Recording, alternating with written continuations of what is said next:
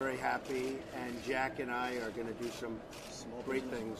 Small business, right? We'll focus on small business. What about your confirmation hearings?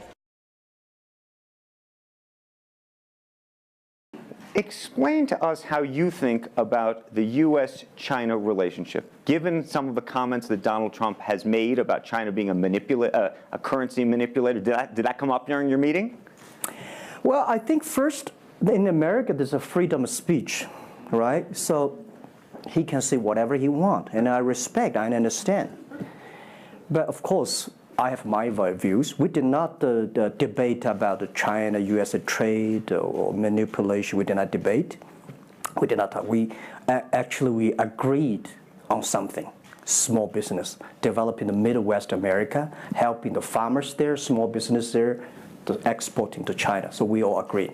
But something that we did not discuss about the American the job losing to China, Mexico, and this. Can I share with you my ideas? Please. Yeah. First, I think 30 years ago, when I just graduated from universities, I heard America had a wonderful strategy. They outsource the manufacturing job, service jobs. They outsource the manufacturer to Mexico and China, outsource the service job to India. There's a book called The World is Flat. Tom right? Friedman, yeah. colleague at the New York Times. And I think it's a perfect strategy. You know, that the Americans said, we just want to control the IP, we just want to technology, we just want the brand, and leave the lower end jobs for the world. Great strategy. And second is that the American international companies made millions and millions of dollars from globalization. The top 100 companies in America. Amazing. I remember when I graduated from university, I tried to buy a beeper, the Motorola beeper.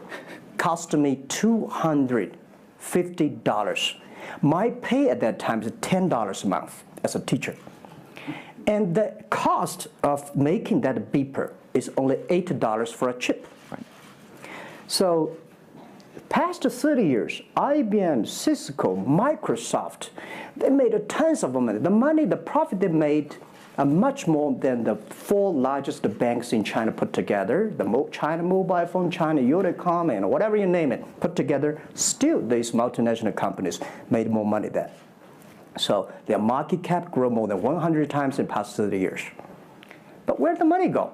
This is what I'm curious, because as a business people, I always care about the balance sheet. Where the money coming, where the money go. Past 30 years, the American had 13 wars, spending $14.2 trillion.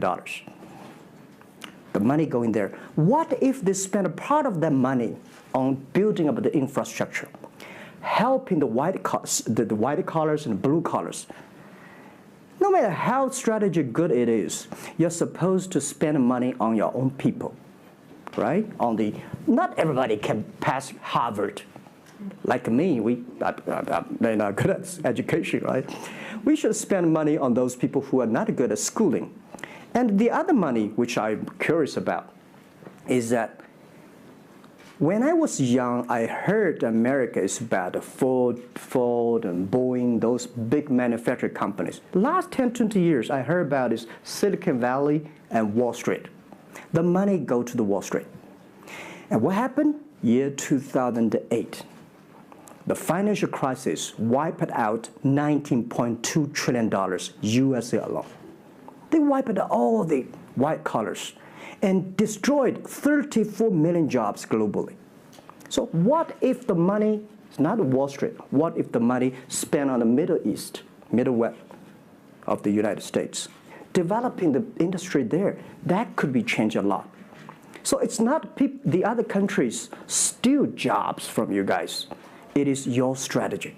Okay, but you do not distribute the money and things in a proper way. I would say that globalization is a great stuff.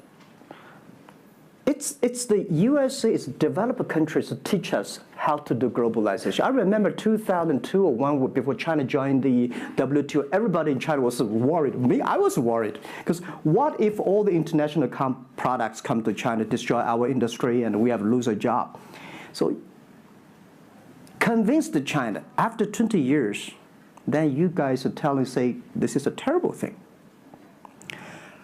I believe globalization is good, but globalization needs to be improved. This is Donald Trump, President-elect, want to solve it, the problems. That globalization, I think, should be inclusive globalization. In the past 30 years, the globalization was controlled by 60,000 big companies. 100 years ago, globalization was controlled by several kings and emperors. What if next 30 years we can support 6 million business doing business across the board? What if in next 30 years we can help